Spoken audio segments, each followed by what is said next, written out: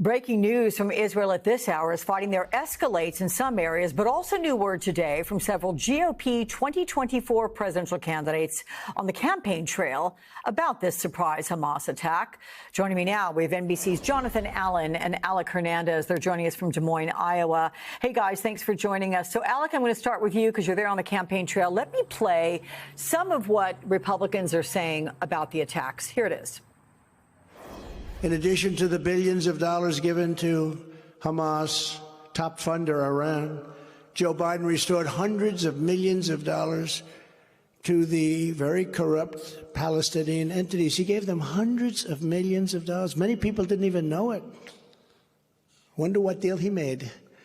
Joe Biden betrayed Israel. He betrayed our country. I actually think it was irresponsible for Secretary Blinken to say that the $6 billion doesn't weigh in here. I mean, let's be honest with the American people and understand that Hamas knows and Iran knows they're moving money around as we speak because they know $6 billion is going to be released. That's the reality. I'm hearing people say, well, that $6 billion wasn't, money's fungible. So, yes, I'm sure that those exact dollars weren't. They knew that was coming. That frees up other money. Of course, they're funding Hamas and Hezbollah in big ways. If this can happen in Israel, an incursion of what we assumed was a well-protected border with strong intelligence resources, preventing an attack, really a terrorist attack like this, if it can happen there, it can happen here.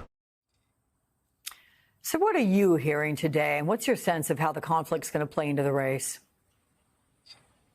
Well, Alex, certainly these candidates all have plenty of differences of opinion when it comes to policy. But one thing that really has united the Republican field over the last 24 hours has been their steadfast support for Israel and their belief that the Biden administration is in part responsible for these attacks. Now, we're out here in Iowa where we saw several GOP contenders out on the campaign trail yesterday, including former President Donald Trump and Florida Governor Ron DeSantis. And we got to hear them react yesterday in real time to the news coming out of the Middle East. And they were all essentially singing the same tune, that the responsibility for and the cause potentially of these attacks lies squarely in the lap of President Biden. Now, you heard some of those candidates in those sound bites reference a $6 billion figure. Now, that's referencing $6 billion in sanctioned funds that the Biden administration released to Tehran as a part of a prisoner exchange just last month. But a key component to that exchange was that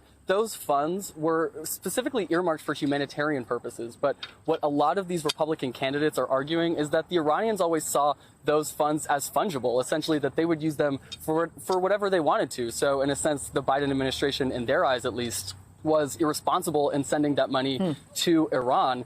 But what's important to know here, too, is that we're just 99 days out from the all-important Iowa caucuses. And if candidates are trying to build momentum to win this first contest, it probably doesn't come as a surprise that we see them hitting a Democratic administration as they try to win over this Republican electorate.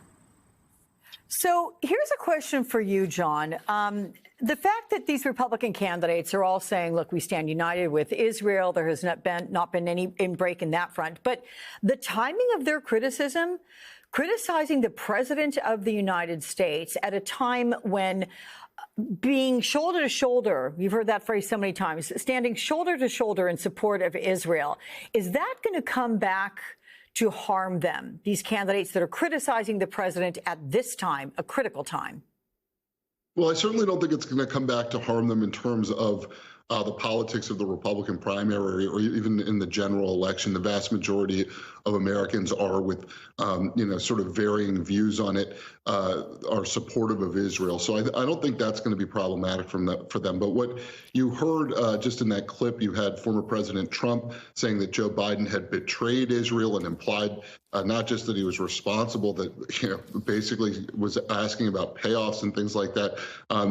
It should be important to note here that when Benjamin Netanyahu in Israel needed somebody to reach out to, he reached out to Joe Biden. And the reports are that the Biden administration is going to respond with aid immediately without needing to go to Congress. There are powers that the executive branch has to move some money around, and they're going to respond by aiding Israel. We heard immediately in the aftermath of this from Republicans, not just in what they said explicitly, but in sort of the tenor of their remarks, that they see this as a political opportunity to score points against Joe Biden. Obviously, in Israel, they're still counting the dead from this gutless murder of civilians.